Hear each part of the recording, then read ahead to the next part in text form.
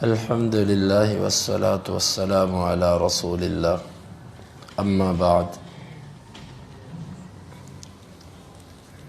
امام بخاری کہتے ہیں ہمیں بیان کیا ابراہیم بن موسیٰ نے، وہ کہتے ہیں ہمیں خبر دی ہشام نے معمر سے، وہ ایوب سے، وہ اکرمہ سے، وہ ابن عباس رضی اللہ عنہما سے، بے شک اللہ کے نبی صلی اللہ علیہ وسلم لما رأى الصور فی البیت لم يدخل، جب آپ نے بیت اللہ میں تصاویر دیکھی تو آپ داخل نہیں ہوئے، حتی امر بها فمحیت، یہاں تک کہ آپ نے اس کے بارے میں حکم جاری کیا، ان کو مٹا دیا گیا۔ ورأى ابراہیم و اسماعیل علیہم السلام بأیدیہم الازلام، اور آپ نے دیکھا کہ ابراہیم اور اسماعیل علیہم السلام ان کے ہاتھوں میں پانسے ہیں، تیر ہیں۔ فقال، بس آپ نے فرمایا قاتلہم اللہ، اللہ ان کو تباہ کرے، واللہ اللہ کی قسم، ان استقسما بالازلام قط، ابراہیم اور اسماعیل علیہم السلام نے کبھی بھی تیروں سے قسمت معلوم نہیں کی تھی۔ جس وقت مکہ فتح ہوا تو اس وقت مشرکین نے بیت اللہ کے اندر بہت ساری تصاویر بھی بنا رکھی تھی اور بہت سارے بت بھی بنا رکھے تھے، اور دو بت ایسے تھے جو ابراہیم اور اسماعیل علیہ السلام کے تھے، اور کل آپ نے حدیث سنی کہ ایک بت وہ تھا جو مریم کا تھا۔ تو ابراہیم اور اسماعیل کے جو انہوں نے مورتیاں بنائی تھیں ان کے ہاتھوں میں تیر پکڑائے ہوئے تھے، اور ان تیروں پر وہی جو کل بتایا تھا کہ نعم اور لا لکھا ہوتا تھا، کوئی کام کرنا ہوتا تو جی ہاں، اگر نہ کرنا ہوتا تو لا، یعنی جون سا تیر نکلتا وہ اس کے مطابق اپنا عقیدہ بنا لیتے۔ اللہ کے نبی صلی اللہ علیہ وسلم جب بیت اللہ مکہ فتح ہوا، آپ بیت اللہ میں داخل ہی نہیں ہوئے۔ کیوں داخل نہیں ہوئے؟ کیونکہ جہاں پر تصویر ہوتی ہے وہاں پر اللہ کی رحمت کے فرشتے نہیں آتے، اور جہاں پر اللہ کی رحمت کے فرشتے نہیں آتے، اللہ کے نبی صلی اللہ علیہ وسلم نے وہاں پر دخول کو پسند نہیں کیا۔ آپ کے گھر کے اندر بھی پردے پر لگی تصاویر تھی، آپ گھر پہ داخل نہیں ہوئے جب تک اس پردے کو اتار نہ دیا گیا۔ بیت اللہ کے اندر انبیاء کی تصاویر تھی، نیک لوگوں کی تصاویر تھی، آپ نے داخلے کو پسند نہیں کیا، آپ نے فرمایا پہلے ان کو مٹاؤ، پہلے ان کو ختم کرو، پھر اس کے اندر میں داخل ہو کے نماز پڑھوں گا۔ تو معلوم ہوتا ہے کہ جب انبیاء کی تصاویر بھی لگی ہوں تو اللہ کے نبی صلی اللہ علیہ وسلم اس میں داخل نہیں ہوتے۔ تو آج اگر ہم نے جو تصاویر اپنے گھروں پہ، دفتروں پہ، والدین کی، عزیز و اقارب کی، یا پیر صاحب کی، یا اولیاء کی، جن کو ہم اولیاء سمجھتے ہیں، ان کی تصاویر اپنے گھروں پر آویزاں کی ہوں، یا بانی پاکستان کی تصویر یا شاعر مشرق کی تصویر ہم نے آویزاں کی ہو، تو کیا اس میں اللہ کی رحمت کے فرشتے آئیں گے؟ اللہ کے نبی صلی اللہ علیہ وسلم کی ان تعلیمات کی روشنی میں وہاں پر بھی داخلہ آپ نے پسند نہیں کیا۔ دوسری بات یہ معلوم ہوئی کہ بت پرستی ہمیشہ شخصیت پرستی سے ہی شروع ہوئی ہے۔ جو لوگ یہ کہتے ہیں نا کہ ہندو تو بتوں کی عبادت کرتے تھے، جناب وہ تو بتوں کو پکارتے تھے، تو آج کی اور کل کی حدیث سے معلوم ہوا کہ بت بھی جو تھے ان کے پیچھے بھی شخصیات تھیں۔ در حقیقت بت پرستی خود کچھ نہیں ہے، یہ بھی شخصیت پرستی ہے۔ تو آج قبر پرستی جو ہے یہ بھی شخصیت پرستی ہے، بت پرستی ہے یہ بھی شخصیت پرستی ہے۔ شخصیت کے اندر جب تعظیم کے اندر غلو کیا جاتا ہے تو اس کی قبر کو جو ہے وہ پوجنا شروع کر دیا جاتا ہے، اور جن لوگوں کو قبر میسر نہیں آتی وہ اس کی مورتیاں بنا کر اسے پوجنا شروع کر دیتے ہیں۔ اب دیکھیں ابراہیم اور اسماعیل علیہ السلام کی تصاویر بنائی تھی، کہنے کو ان کے نزدیک یہ دونوں عظیم نبی ہیں، ہم نے تو نبیوں کی تصاویر بنائی ہیں، لیکن اللہ تعالیٰ نے، اللہ کے نبی صلی اللہ علیہ وسلم نے اس کو قبول نہیں کیا۔ تو اسی طرح بت پرستی اگر کسی ولی کی کیوں نہ کی جائے، قبر پرستی کسی نبی کی قبر کو کیوں نہ ایسے پوجا جائے، اللہ تعالیٰ اور اس کا اسلام اس چیز کی اجازت نہیں دیتا۔ تیسری بات یہ کہ ان قبروں سے کسی طرح کی قسمت معلوم کرنا، وہاں سے جا کر کسی قسم کا اپنی قسمت کے بارے میں دریافت کرنا، اس کی اجازت نہیں دی جاتی۔ جس طرح کہ مشرکین نے ان دونوں کے پاس تیر رکھے تھے، وہاں سے کوئی بھی کام کرنے سے پہلے معلوم کرتے یہ کام کریں کہ نہ کریں۔ تو اگر اس وقت یہ جائز نہیں تھا تو آج بھی کسی بھی طرح ان قبروں پر جا کر اپنی قسمت معلوم کرنا، اپنے مستقبل کے فیصلوں کے بارے میں ان سے فیصلہ لینا کہ ہم یہ کریں کہ نہ کریں، یہ جائز نہیں ہے۔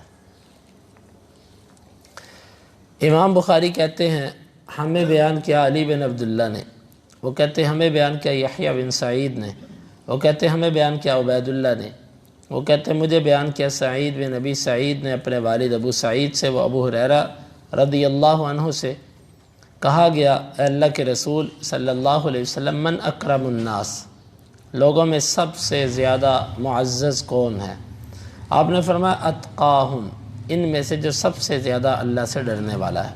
قالوا لیس عن ھذا نسألک، اللہ کے رسول صلی اللہ علیہ وسلم ہم اس کے بارے میں آپ سے نہیں پوچھ رہے۔ قال فیوسف نبی اللہ ابن نبی اللہ ابن نبی اللہ ابن خلیل اللہ، اگر تم نسب کے بارے میں پوچھتے ہو تو وہ نسب بہترین یوسف جو نبی کا بیٹا، وہ نبی کا بیٹا، وہ اللہ کے خلیل کا بیٹا، یہ جو سلسلہ ہے یہ عظیم ترین سلسلہ ہے۔ قالوا لیس عن ھذا نسأل، انہوں نے کہا ہماری مراد یہ بھی نہیں ہے۔ قال فعن معادن العرب تسألون، اچھا تم عرب کے قبائل کے بارے میں، عرب کی جو ہے وہ شاخوں کے بارے میں پوچھتے ہو۔ خیارہم فی الجاہلیت خیارہم فی الاسلام اذا فقہوا، ان میں سے جو جاہلیت میں سب سے بہتر شمار ہوتا ہے اسلام کے اندر بھی وہی سب سے بہتر ہے، لیکن جب اسلام کی سمجھ اس کو آ جائے۔ ابو اسامہ اور معتمر عبید اللہ سے، وہ سعید سے، وہ ابو ہریرہ سے، وہ اللہ کے نبی صلی اللہ علیہ وسلم سے بیان کرتے ہیں۔ اس حدیث مبارک میں صحابہ کرام نے پوچھا کہ لوگوں میں معزز کون کہلانے کا حقدار ہے؟ آپ نے فرمایا جس میں تقوی زیادہ ہے۔ وہ کہنے لگے نہیں، ہم اللہ کے نزدیک جو معزز ہے اس کے بارے میں نہیں پوچھ رہے۔ آپ نے فرمایا اچھا تم نسب کے اعتبار سے پوچھتے ہو، تو نسب کے اعتبار سے سب سے عظیم نسب وہ ہے جو 4 نبیوں کا ہے، یوسف بن یعقوب بن اسحاق بن ابراہیم۔ یہ چاروں لڑیاں ایسی ہیں جس کو گولڈن چین کہتے ہیں، سلسلۃ الذہب، کہ سارے ہی عظیم انبیاء ہیں۔ انہوں نے کہا اللہ کے رسول نسب کے بارے میں بھی نہیں پوچھ رہے، ہم پوچھتے ہیں کہ خاندانوں میں سے، قبائل میں سے، کیونکہ جس طرح ہمارے ادھر قوموں کا سلسلہ چلتا ہے نا، یہ فلاں قوم ہے، یہ فلاں قوم ہے، یہ فلاں قوم ہے، عربوں کے اندر قبائل کا سلسلہ چلتا ہے۔ اللہ کے رسول قبائل میں سے یا ان شاخوں میں جو ہمارے عرب قبائل کی ہیں اس میں بہترین کون ہے؟ آپ نے فرمایا اس میں جس کو تم جاہلیت میں سب سے بہتر سمجھتے تھے نا، اسلام میں بھی بہتر وہی ہے، بشرطے کہ اس کو دین کی سمجھ آ جائے۔ اب دور جاہلیت کے اندر بھی اسلام آنے سے پہلے سب سے بہترین قبیلہ، سب سے بہترین لوگ یہی تھے، قریش کے لوگ۔ قریش میں سے سب سے بہترین تھے بنو ہاشم۔ بنو ہاشم عظیم ترین لوگ تھے، پھر ان میں اللہ کے نبی صلی اللہ علیہ وسلم کے جو عبد المطلب کا نسب تھا، اس کے جو بچے تھے یہ بہترین تھے۔ تو آپ کا اشارہ اس بات کی طرف تھا کہ جو لوگ جاہلیت کے اندر خاندان کے اعتبار سے، قوم کے اعتبار سے، کنبے کے اعتبار سے معزز ہوتے ہیں، اسلام کے اندر بھی یہی معزز ہوتے ہیں، لیکن شرط یہ ہے کہ یہ دین سمجھ لیں۔ اگر دین نہیں سمجھے تو پھر دین ان کو کوئی حیثیت نہیں دیتا۔ معلوم ہوا کہ وہ قبائل جو جاہلیت کے اندر معزز ہوتے ہیں، وہ قومیں جو اسلام لانے سے پہلے اچھی اور معزز قومیں سمجھی جاتی ہیں، بڑی قومیں سمجھی جاتی ہیں، اسلام بھی ان کو بڑا ہی کہتا ہے۔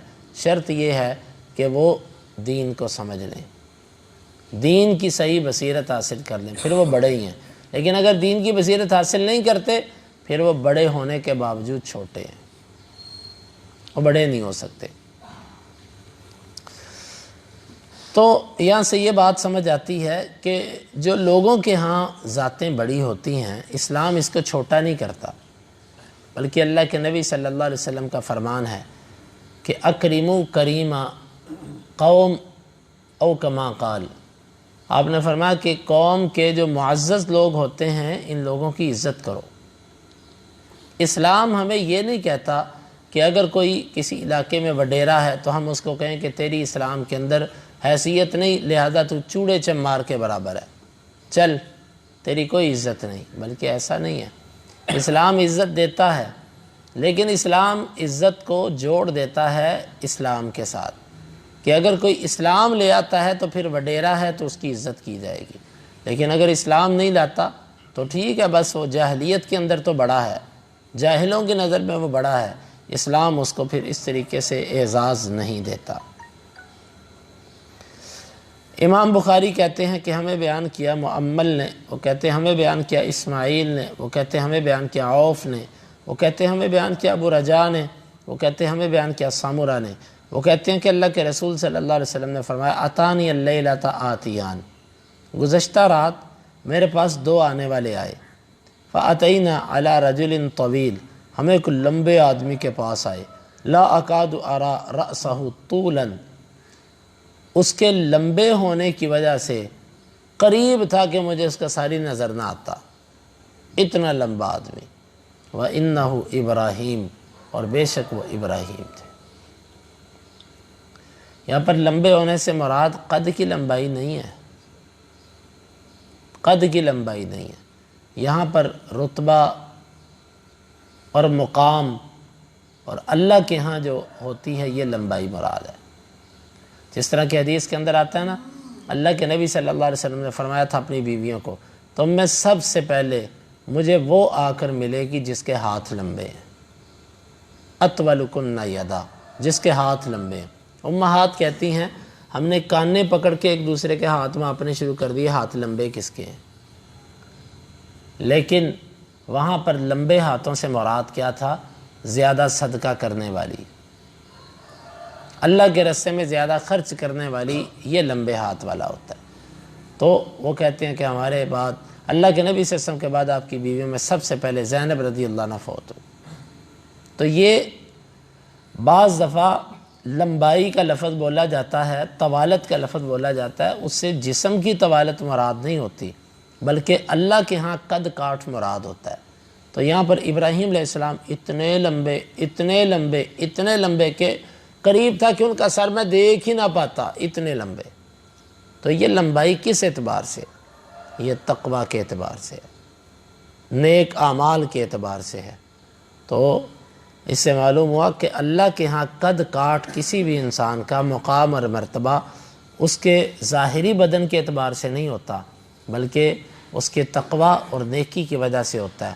جس طرح بلال کالا ہے، حبشی ہے، زمین پہ چلتا ہے، لیکن اس کے زمین پہ چلنے کی آہٹ اللہ کی جنت کے اندر سنائی دیتی ہے۔ اللہ تعالیٰ سے دعا ہے اللہ تعالیٰ ہمیں ان حدیث کو سمجھنے کی اور ان کے تقاضوں کو پورا کرنے کی توفیق عطا فرمائے۔ حدیث نمبر 3352، 53 اور 54۔ اللہم انفعنا بما علمتنا وعلمنا ما ينفعنا وزدنا علما وآخر دعوانا ان الحمد للہ رب العالمین۔